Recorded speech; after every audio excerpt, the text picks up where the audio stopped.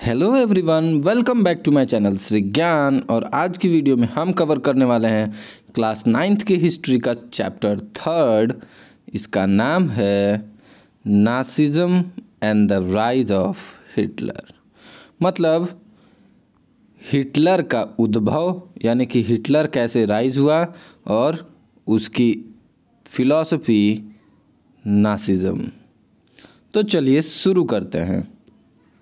अगर आप मेरे चैनल पर नए हैं तो प्लीज़ मेरे चैनल को लाइक कीजिए, सब्सक्राइब कीजिए और इस वीडियो को शेयर कीजिए ताकि ढेर सारे स्टूडेंट्स तक ये क्लास फ्री में पहुंच पाए। स्प्रिंग में 1945 में एक 11 साल का बच्चा, ठीक है, एक 11 साल का जर्मन लड़का जिसका नाम था हेलमुथ, वॉज लाइंग इन बेड। वो बेड पे लेटा हुआ था।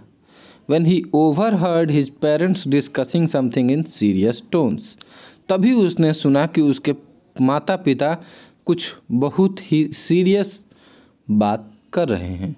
His father, a prominent physician, उसके पापा एक अच्छे नामी गिरामी फिजिशियन है, ठीक है, deliberated with his wife whatever whether the time had come to kill the entire family। और वो ये डिस्कस कर रहे हैं कि अब समय आ गया है कि हम अपने पूरे परिवार को क्या करें, किल कर दें, ख़त्म कर दें। और if he should commit suicide alone, और उसके पापा अकेले खुद को आत्महत्या कर लें। अब ये बात सुनकर उस बच्चे को काफ़ी शॉक्ड लगा। His father spoke about his fear of revenge. उसके पापा कह रहे हैं बदले की जो फीलिंग है ना, उसकी वजह से जो डर है। Now the allies will do to us what we did to the cripple and Jews.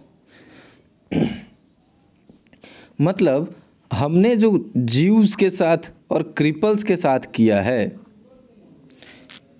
वही अब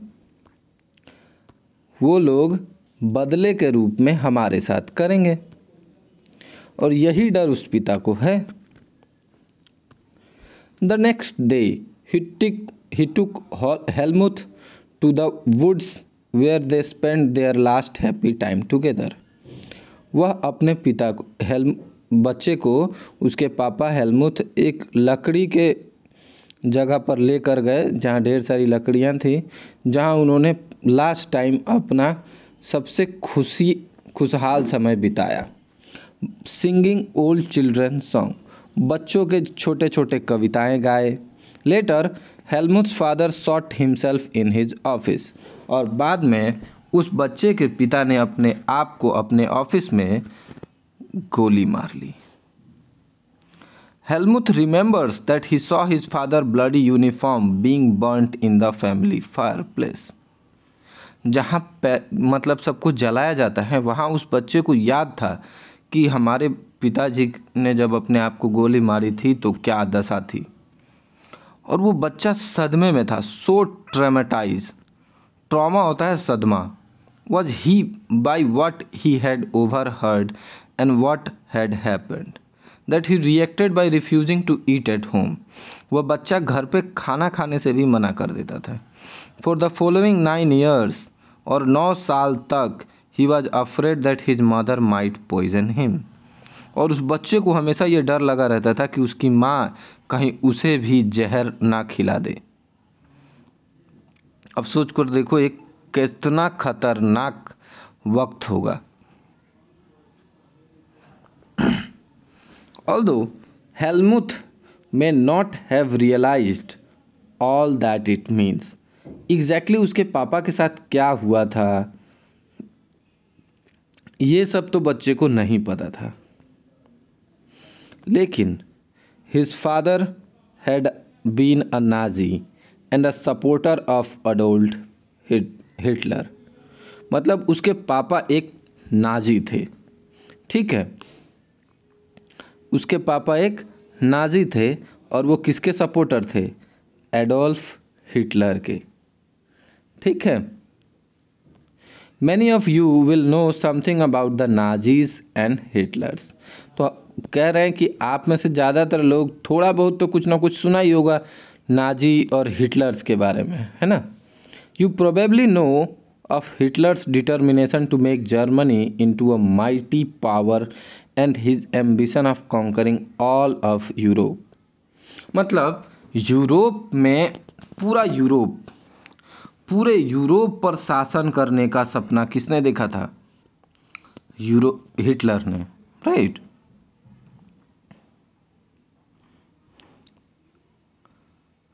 देखो,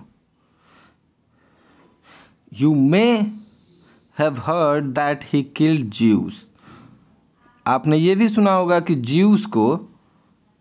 ज्यूस एक तरह के लोग होते हैं, इसके बारे में हम आगे पढ़ेंगे, जिन्हें हिटलर मानता था कि ये जर्मनी के सबसे बुरे लोग हैं, ठीक है। और जितने भी ज्यूस प्रजाति के लोग थे ना, उस जाति के लोगों को बहुत बुरी तरह से मारा हिटलर ने। इसके बारे में हम बाद में डिटेल में पढ़ेंगे। लेकिन Nazism was not one or two isolated act, it was a system। नाटिज्म कोई एक दो एक्ट नहीं था, ये पूरा एक सिस्टम था, एक स्ट्रक्चर था आइडियाज़ का, ठीक है, जिस पे वर्ल्ड की पॉलिटिक्स काम करे। Let us try to understand what Nazism was all about. तो चलिए जानते हैं कि नाजिज्म आखिर है क्या। Let us see why Helmut's father killed himself and what the basis of his fear was। चलिए जानते हैं कि आखिर हेलमुथ के पापा ने खुद को क्यों गोली मार ली और किस बेस पर उसके पिता को इस बात का डर था। तो लेट्स बिगिन। 1945 जर्मनी ने सरेंडर कर दिया एलाइज को, ठीक है। Anticipating what was coming, Hitler, his propaganda minister, Hitler के प्रोपेगेंडा मिनिस्टर कौन थे?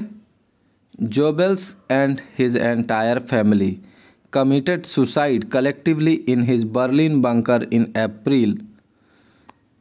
हिटलर और उसके मंत्री सब ने एक साथ क्या किया?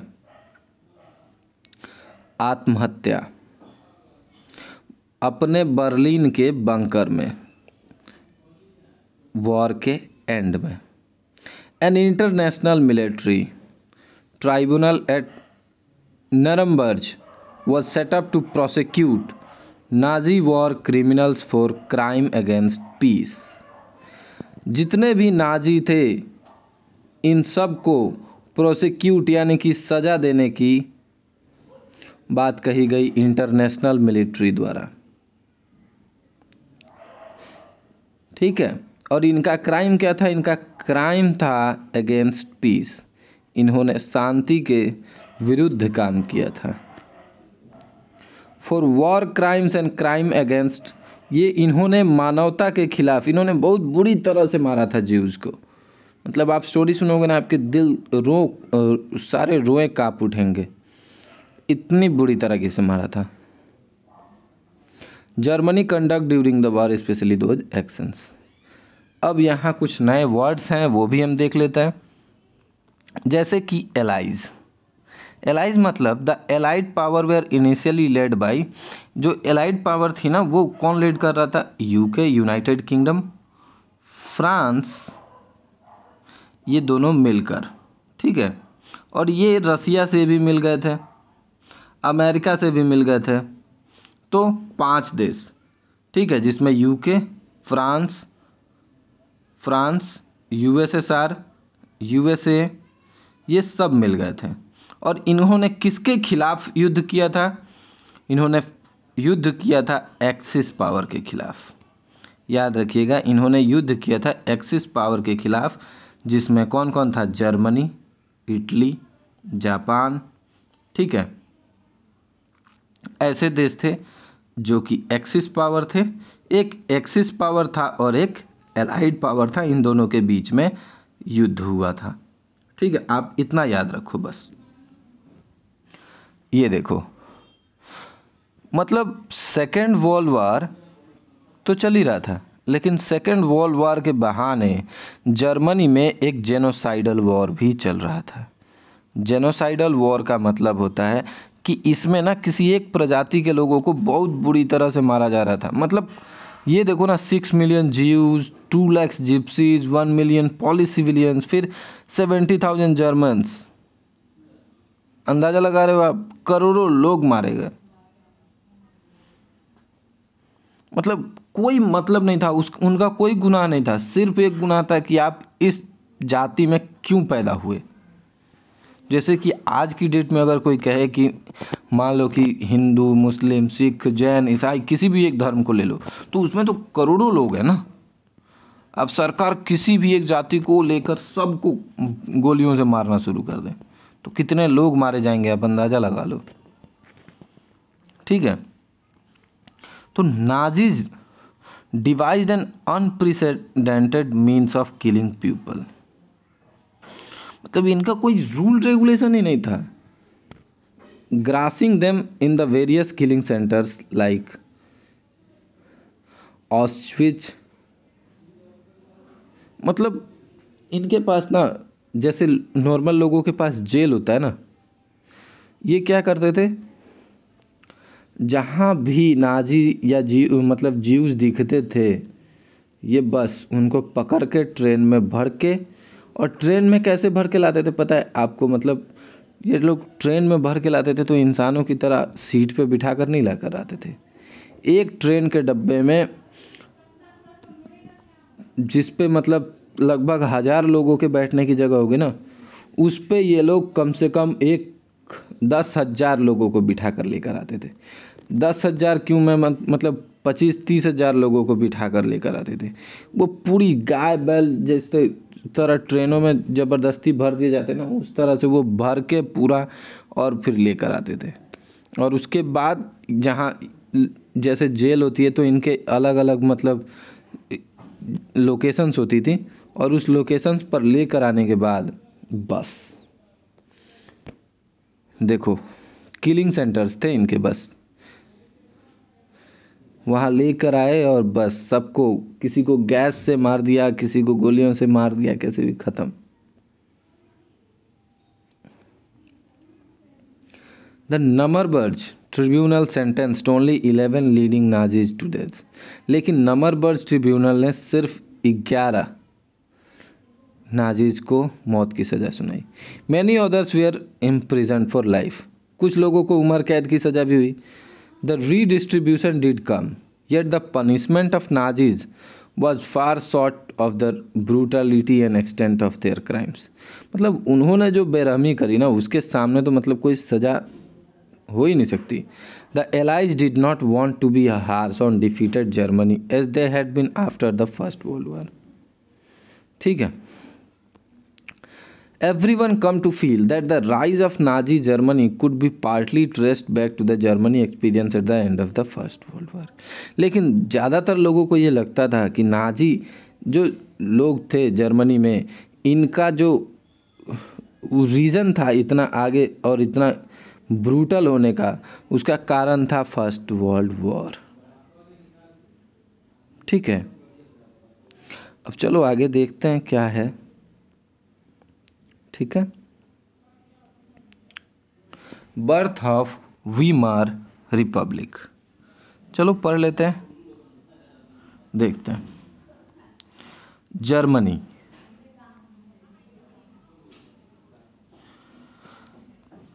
अ powerful empire in the early years of the 20th century. एक काफ़ी मजबूत साम्राज्य था 20वीं शताब्दी का जर्मनी। फर्स्ट वर्ल्ड वॉर में लड़ा। फर्स्ट वर्ल्ड वॉर आपको याद होगा 1914 से 1918 तक हुआ, alongside the Austrian empire and against the allies. अभी थोड़ी देर पहले भी बताया कि इसने ऑस्ट्रियन एम्पायर के साथ भी युद्ध किया, और साथ ही साथ इंग्लैंड, फ्रांस और रसिया के साथ भी। All join war enthusiastically hope to gain from a quick victory। ये जितने भी युद्ध हुए ना, इसमें लगता था कि बड़ी जल्दी जीत मिलने वाली है। विक्ट्री का मतलब क्या है? जीत है। तो बड़ी जल्दी जीत मिलने वाली है। Little did they realise that the war would stretch on eventually draining Europe of all its resources. लेकिन कुछ लोगों को धीरे धीरे ये पता चल गया था, they realise that the war would stretch on, मतलब वॉर लंबा चलेगा और जितने भी यूरोप के रिसोर्सेस हैं ये धीरे धीरे ख़त्म हो जाएंगे। Germany made initial gains by occupying France and Belgium. Germany को शुरुआत में काफ़ी फ़ायदा हुआ, शुरुआत में वो जीतती गई, ठीक है। उसने फ्रांस को हथिया लिया, फिर बेल्जियम को भी अपने कब्जे में कर लिया। However the allies strengthen bye US entry in 1917। लेकिन इसी समय एक गलती हो गई और उस गलती की वजह से यूएस एंट्री कर गया वर्ल्ड वॉर 2 में, ठीक है, नहीं वर्ल्ड वॉर 1 में, सॉरी। तो वर्ल्ड वॉर 1 में जब वो एंटर कर गया तो यूएस एंट्री कर गया और वो जीता और जर्मनी हार गई। और सेंट्रल पावर किसके पास आ गई? मैंने बताया था ना, एलाइड और 2 पावर्स थे ना, याद करो, 2 पावर्स थे हमारे पास, एलाइड एंड कौन, जल्दी बताओ, कमेंट करो फटाफट, एलाइड एंड, अरे बताओ फटाफट। तो एक एलाइड पावर थी, ठीक है, और एक एक्सिस पावर थी, ठीक है। तो आपको ये याद रखना है कि एक एलाइज पावर थी और एक एक्सिस पावर थी। एक्सिस पावर में जर्मनी, इटली, जापान, और एलाइड पावर में यूके, फ्रांस, ठीक है, ये लोग थे, ठीक है। तो अब देखो, the defeat of imperial Germany and the abdication of the emperor gave an opportunity to parliamentary parties to recast German polity। मतलब जब जर्मनी हारा, जर्मनी जब फर्स्ट वर्ल्ड वॉर में अमेरिका के आने की वजह से हारा, तो अमेरिकन पॉलिटी, जर्मन पॉलिटी को भी फर्क पड़ा। A national assembly met a Weimar, ठीक है, and establish a democratic constitution. कैसी कॉन्स्टिट्यूशन बन गई? Democratic constitution with a federal structure, याद रखिएगा। Deputies were now elected to the new German parliament or Reichstag. German parliament को क्या कहते हैं? रीस्टेग, ठीक है। On the basis of equal and universal vote cast by all adult including women, ठीक है। तो देखो, जब जर्मनी हार गया तो इसका इम्पैक्ट क्या पड़ा? जर्मनी किससे हारा होगा, याद रखो। तो एक तो एलाइड पावर थी और एक एक्सिस, तो एक्सिस से ही तो हारा होगा। तो एक्सिस के बारे में हमने ऑलरेडी पढ़ा है कि अमेरिका में डेमोक्रेटिक एवोल्यूशंस हो गए थे, वहाँ असेंबली बन चुकी थी, ठीक है। रशियन रेवोल्यूशन हमने पढ़ लिया है। तो उसने क्या किया? उसने कहा कि हम यहाँ भी क्या कर देते हैं, एक डेमोक्रेटिक कॉन्स्टिट्यूशन बना देते हैं जिसका स्ट्रक्चर कैसा होगा? फेडरल स्ट्रक्चर होगा। फेडरल स्ट्रक्चर को समझते हैं थोड़ा सा, चलो देखो, एक एकदम सिंपल सी बात समझो कि इस तरह से देखो, मान लो कि यहाँ पे ये है राजा, लेकिन राजा को कौन हेल्प करता है? उसके रिप्रेजेंटेटिव्स। और रिप्रेजेंटेटिव्स को कौन सेलेक्ट करता है? सिटीजन्स। समझ में आया? सिटीजन सेलेक्ट करते हैं रिप्रेजेंटेटिव्स को, रिप्रेजेंटेटिव्स मिनिस्टर्स को, और मिनिस्टर्स सेलेक्ट करते हैं किंग, ठीक है। पार्लियामेंट को रीस्टेग कहते हैं। ये आप स्पेलिंग सहित आप अच्छी तरह याद रखोगे, वेरी वेरी इंपॉर्टेंट ये रहा, ठीक है। The German parliament or Reichstag on the basis of equal and universal votes. Vote सबको बराबर देने का अधिकार मिल गया, जितने भी एडल्ट्स थे, एडल्ट्स मतलब 18+, और महिलाओं को भी वोट देने का हक मिल गया। This Republic however was not received well bye it's on people. लेकिन वहाँ के जो लोग थे उन्होंने इस चीज़ को अच्छी तरह रिसीव एक्सेप्ट नहीं किया। Largely because of the term it was force to accept after Germany's defeat. क्यों क्यों एक्सेप्ट नहीं किया? क्योंकि फोर्स किया गया कि आपको ये नियम मानने पड़ेंगे। ठीक है, अमेरिका के रूल्स जर्मनी पे कैसे चल सकते हैं? लेकिन अमेरिका जीत गया था, जर्मनी हार गई थी, तो अमेरिका ने कहा कि नहीं, आपको ये बात माननी पड़ेगी।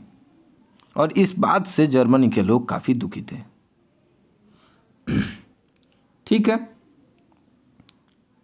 एक पीस ट्रीटी हुई। पीस ट्रीटी मतलब शांति समझौता। ठीक है, शांति समझौता।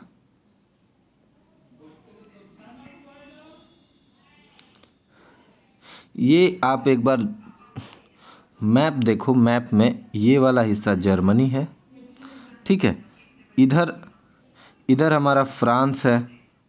ठीक है, ये पोलैंड है, ये मतलब पर्सिया है, पर्सिया, और इधर ईस्ट प्रूसिया, ये भी जर्मनी का ही पार्ट है। ठीक है, तो चलो एक बार आगे देखते हैं। अब देखो,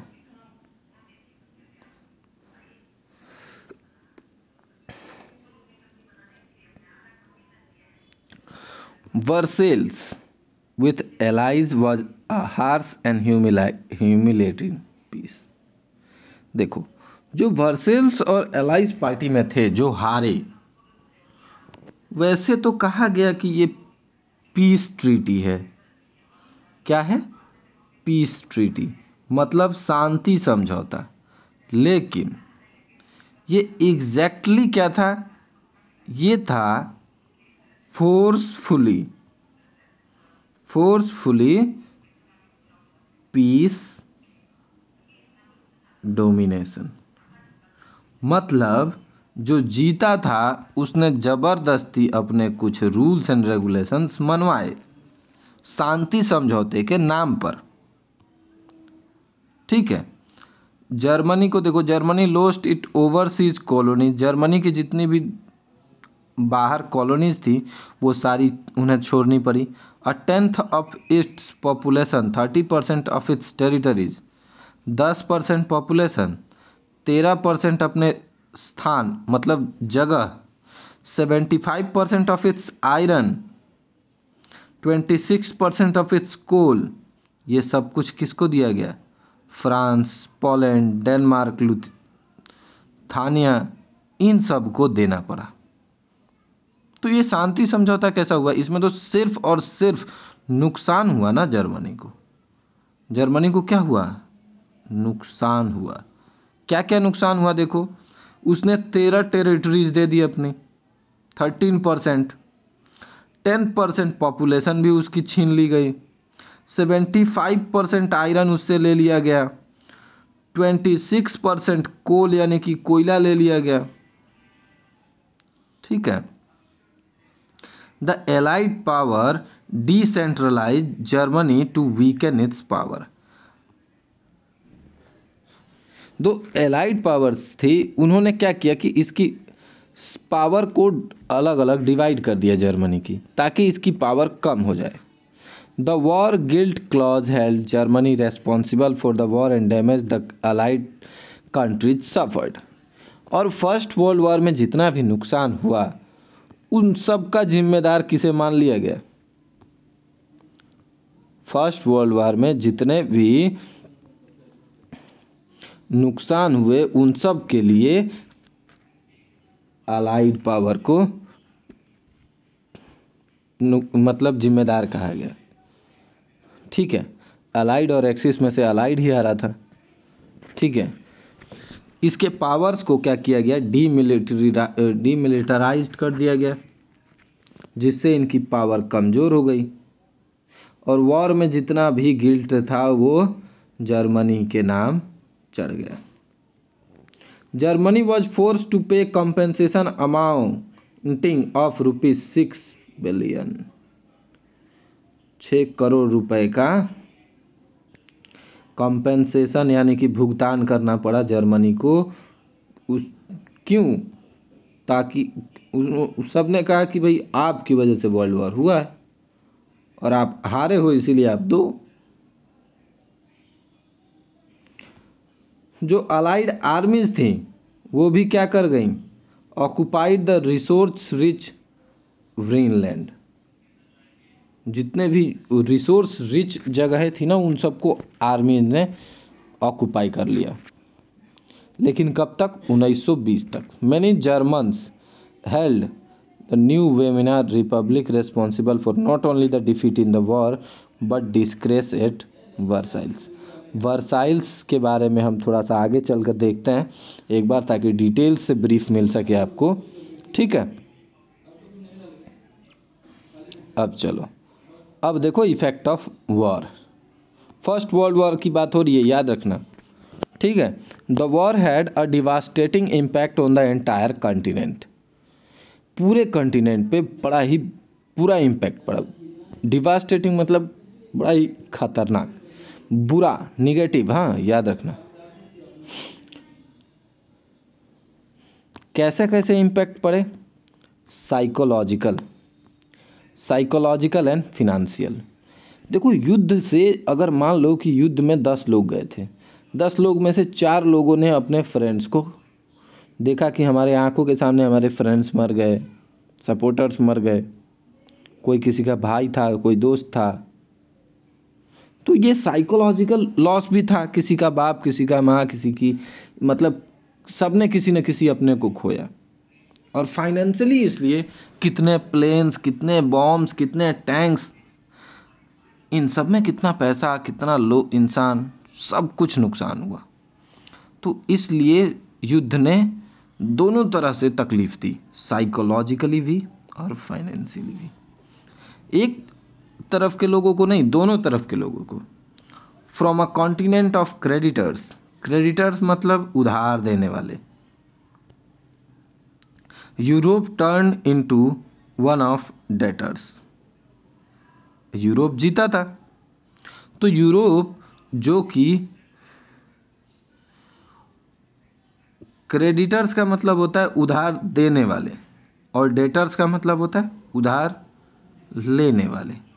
तो क्रेडिटर से बेचारा डेटर बन गया यूरोप। ठीक है,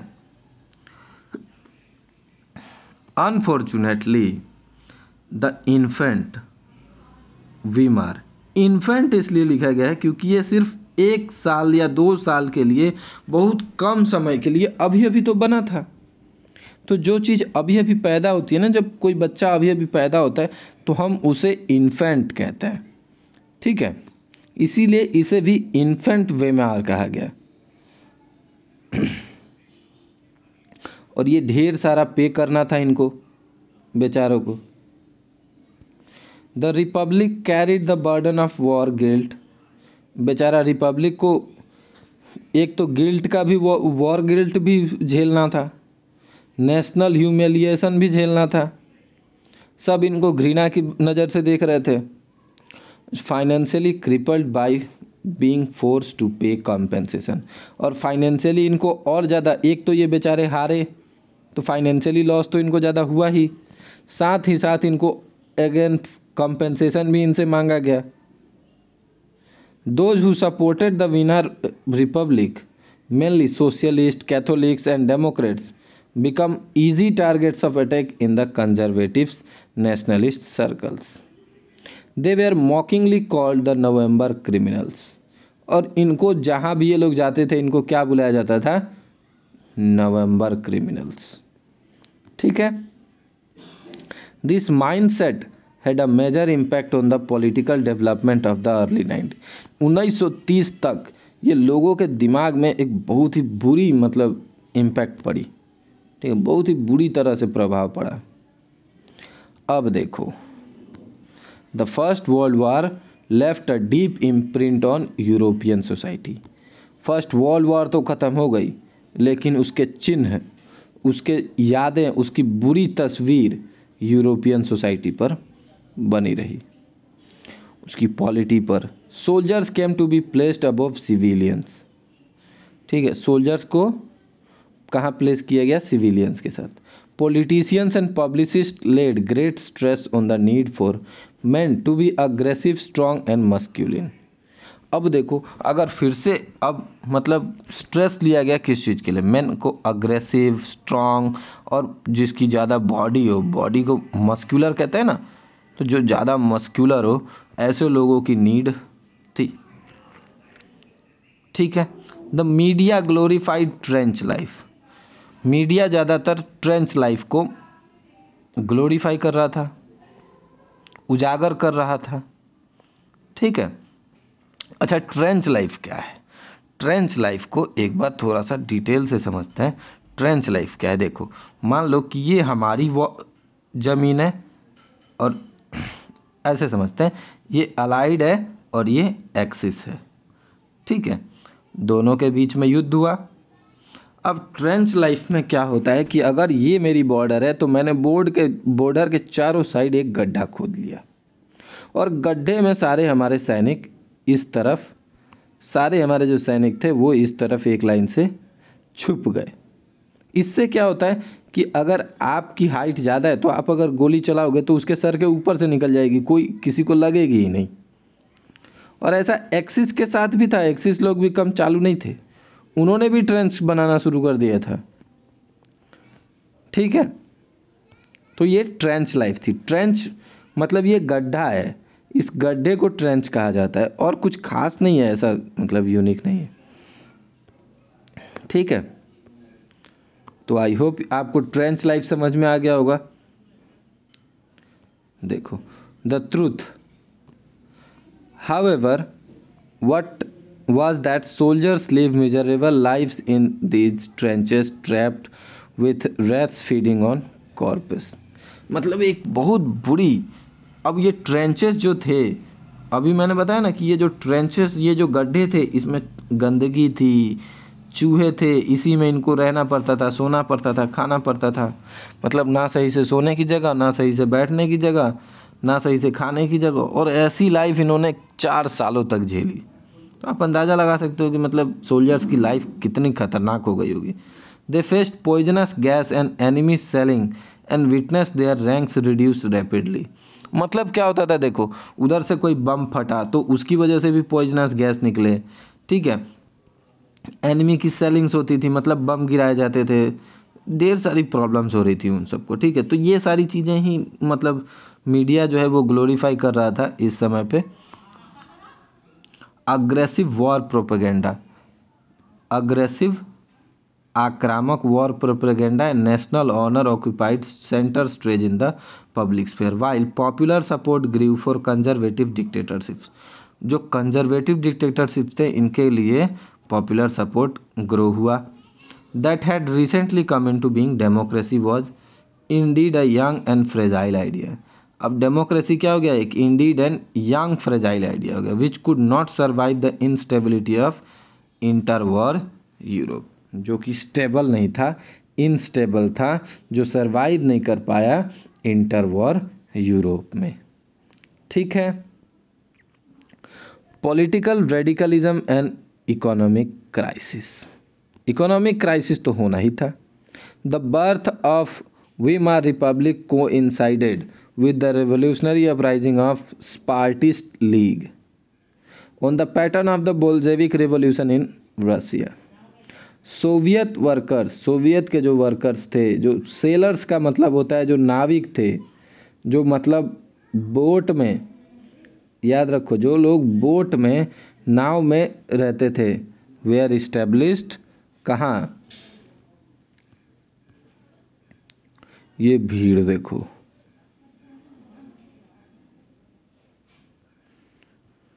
in many cities.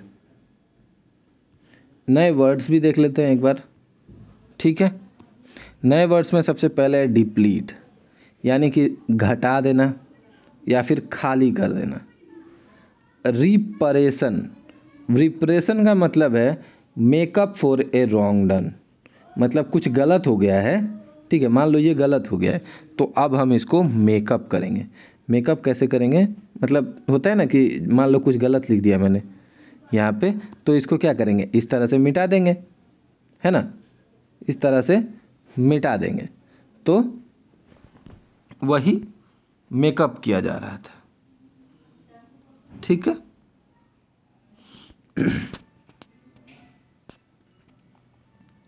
Soviet style की जो गवर्नेंस थी उसकी मांग को भी मना किया जा रहा था। Those opposed to this such at the socialist democratics and Catholics, देखो सोशलिस्ट, डेमोक्रेट्स, कैथोलिक्स, ये सब अपोज कर रहे थे, ठीक है। Met in Weimar to give shape to the democratic republic, the Weimar republic crushed the uprising with the help of war veterans organisation called Free cops.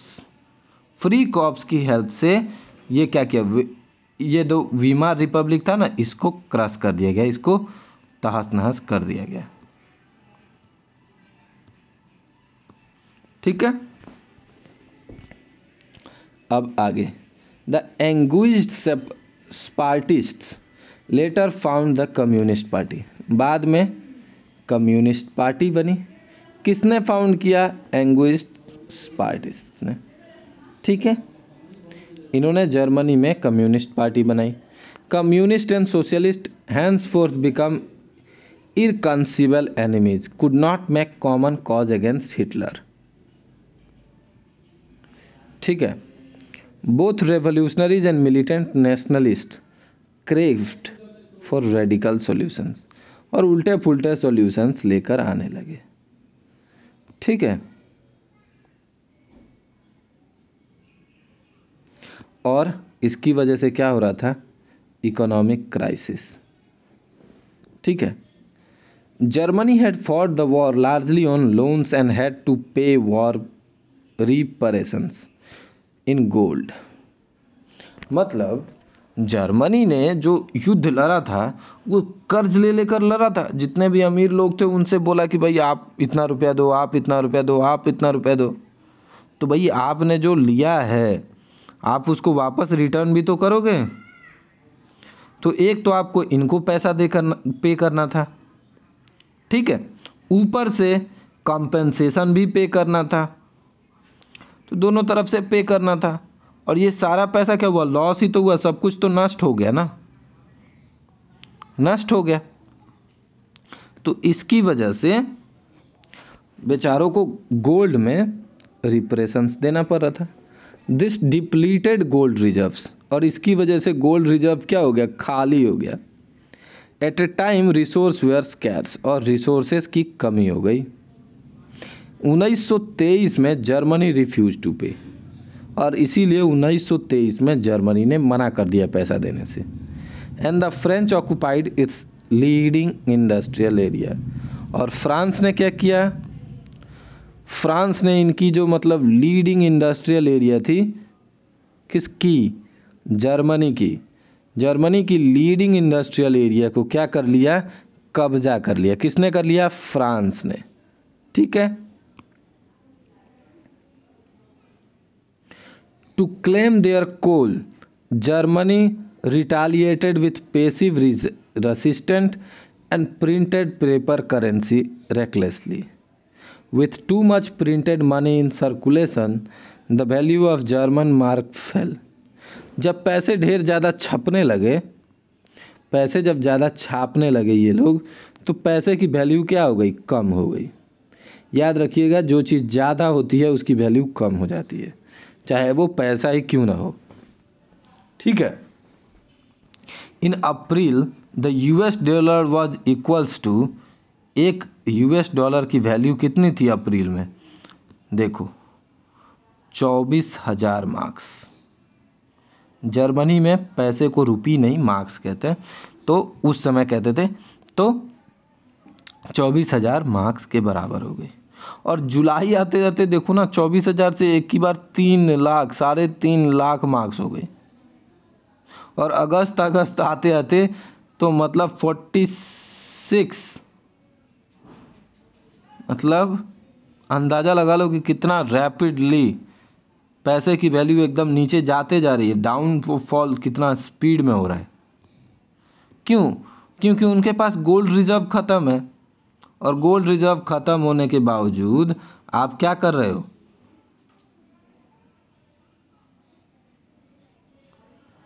आप gold reserve ख़त्म होने के बावजूद पैसा छापते जा रहे हो।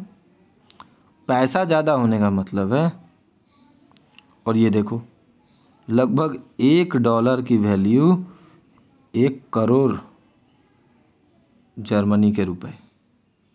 कितना ज़्यादा, मतलब वैल्यू कितनी खराब हो गई है ना।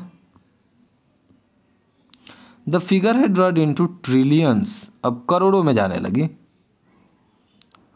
As the value of marks collapsed, और जर्मनी के पैसे की वैल्यू क्या हो गई? कोलैप्स्ड हो गई। प्राइस ऑफ गुड्स सोर्ड, मतलब सामान के दाम आसमान छूने लगे। The image of German carrying cart loads of currency notes two by a loaf of bread was widely publicised, evoking world wide sympathy. अच्छा, आप एक ये फ़ोटो देखो, काफ़ी इंटरेस्टिंग फोटो है। ये देखो, ये नहीं, ये वाली, ये देखो। एक ब्रेड खरीदने के लिए लोग बैग भर भर के पैसा लेके आ रहे हैं। सोच कि भाई मुझे ब्रेड दे दो। इतनी बुरी दशा हो गई क्योंकि सबके पास पैसे थे।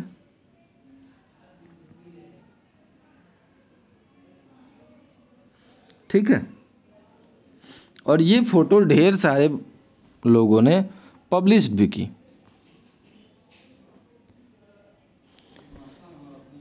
ठीक है, eventually the American intervened and bailed Germany out of the crisis by introducing the Dawes plan. America ने क्या किया? देखो, अमेरिका ने क्या किया कि एक जर्मनी को उसकी मुसीबत भरी समय से निकाला। कैसे निकाला? कैसे निकाला? एक ड्यूज प्लान बनाकर। ठीक है, द ईयर्स ऑफ डिप्रेशन, यानी कि 1924 से 1928 तक थोड़ी सी स्टेबिलिटी रही, मतलब थोड़ा ठीक ठाक चला। Yet this was built on sand, लेकिन ये किस चीज़ पे बना था? रेत पे।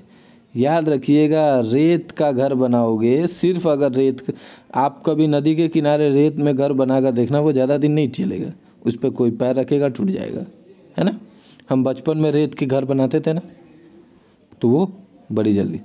German investments and industrial recovery were totally depend on short term loans. Short term loan पे डिपेंड्स करता था लार्जली, और ज़्यादातर पैसे वो किससे लोन ले चुके थे? यूएसए से। This support was withdrawn when the Wall Street exchange crashed in the 1929। Wall Street exchange crash हो गया और फिर से जर्मनी की हालत खराब।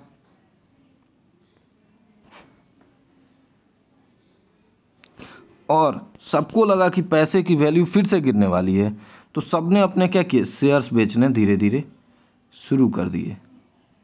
ठीक है, जर्मनी ने क्या किया कि मान लो जर्मनी की सरकार ने कहा कि आप मुझसे 10 शेयर खरीद लो, 10 शेयर 100 रुपये का है, और जब भी मेरे पास पैसा होगा तो मैं आपको 100 रुपये देकर ये 10 शेयर या 120 रुपये देकर आपसे ये शेयर वापस खरीद लूँगा। इस तरह से उसने पैसे लिए थे। लेकिन जैसे ही वॉल स्ट्रीट एक्सचेंज गिरा तो क्या हुआ? सबको लगा कि पैसे की वैल्यू ख़त्म हो जाएगी, तो सब ने अपने अपने शेयर्स बेचने शुरू कर दिए। ठीक है, तो अचानक से पूरी गवर्नमेंट को सबको अपने अपने पैसे देने रिटर्न करने पड़े। फिर से जर्मनी को प्रॉब्लम हो गई। ठीक है,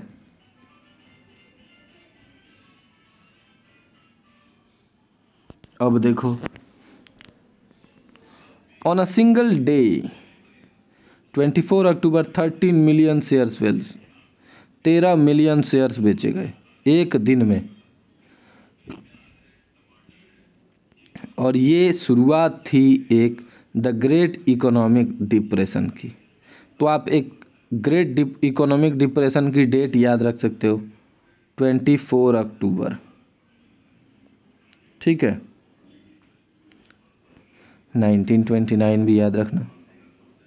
ओवर द नेक्स्ट 3 ईयर्स, 3 सालों में, बिटवीन 1929 से 1932 the national income of the USA fail by half, और अमेरिका की इनकम जो है वो आधी हो गई।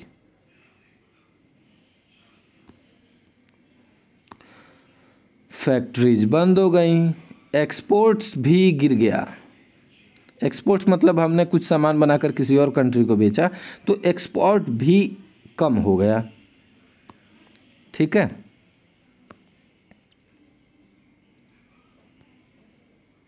The effect of this recession in the US economy were felt worldwide, और इस बात का प्रभाव पूरे विश्व पे पड़ा, पूरे विश्व पे, ठीक है। तो आप यहाँ देखो, यहाँ एक नया ये जो वर्ड हमने देखा था थोड़ी देर पहले, द वॉल स्ट्रीट, राइट। तो हमने जो ये वर्ड देखा था वॉल स्ट्रीट एक्सचेंज, ये आखिर क्या है? ये एक स्टॉक एक्सचेंज है। ये एक विश्व का सबसे बड़ा स्टॉक एक्सचेंज था यूएसए का, ठीक है। बस तो ये गिरा, और इसके साथ साथ पूरे देश, पूरे दुनिया की इकोनॉमी में थोड़ी सी दिक्कत होने लगी। इकोनॉमिक क्राइसिस हो गया जर्मनी में, बहुत बुरी हालत हो गई। 1932, अब देखो 1932 industrial production was reduced to 40% of the 1929। 1932 में मान लो अगर कोई 100 बल्ब बना रहा था जर्मनी, तो उसने सीधे सीधे 60 बल्ब बनाए 1932 में। इतना ज़्यादा प्रोडक्शन गिर गया, ठीक है। वर्कर लॉस्ट देयर जॉब, जितने भी वर्कर्स थे उनकी नौकरी छूट गई। जो काम कर रहे थे उनकी सैलरी कम हो गई, ठीक है। 6 मिलियन से ज़्यादा लोग अनएम्प्लॉयड हो गए। On the streets of Germany you could see man with placards around their necks saying willing to do any work. मतलब लोग अपने गले में पट्टा बांधकर घूमने लगे कि भाई मुझे काम चाहिए।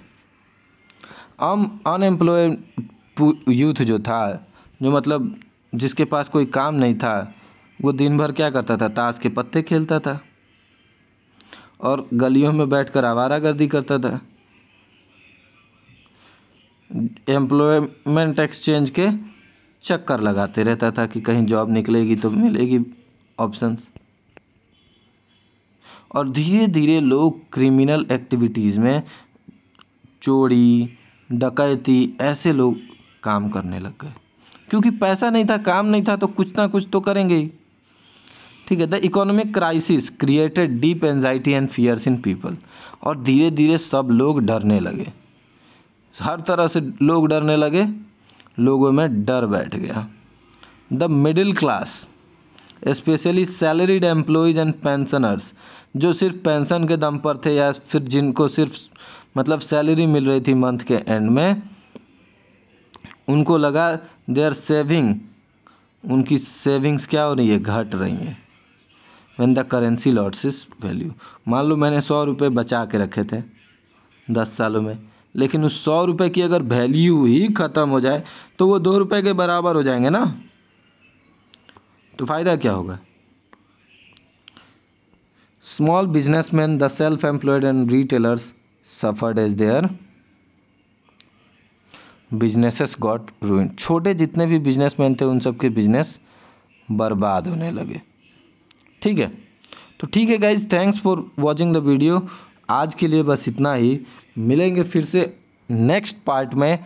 तब तक के लिए पढ़ते रहिए, बढ़ते रहिए। वीडियो में आपने कुछ नया सीखा हो, कुछ अच्छा लगा हो, ये लाइन बाय लाइन मैं पूरे चैप्टर से एक्सप्लेन कर रहा हूँ, इसलिए इसमें थोड़ा ज़्यादा टाइम लग रहा है। आपको जब आपके एनुअल एग्ज़ाम्स होंगे ना, उससे 1-2 महीना पहले ही मैं रिवीजन क्लासेस फिर से लेकर आऊँगा, तो उसमें एक चैप्टर मैक्सिमम 20 से 25 मिनट का होगा, तो वो आपको बड़ा ईजी लगेगा। लेकिन अभी क्या है कि अभी आपके पास टाइम है, तो प्लीज़ आप पहले अपना कॉन्सेप्ट एक बार क्लियर कर लीजिए। इसलिए मैं चाहता हूं कि आप एक बार अपना कॉन्सेप्ट्स क्लियर रखें। अगर आपने कुछ अच्छा सीखा है, नया सीखा है, तो प्लीज़ हमारे चैनल को सब्सक्राइब करिए, वीडियो को लाइक करिए और अपने फ्रेंड्स के साथ शेयर करिए। Thank you guys, keep studying, keep growing. मिलते हैं अगली पार्ट में।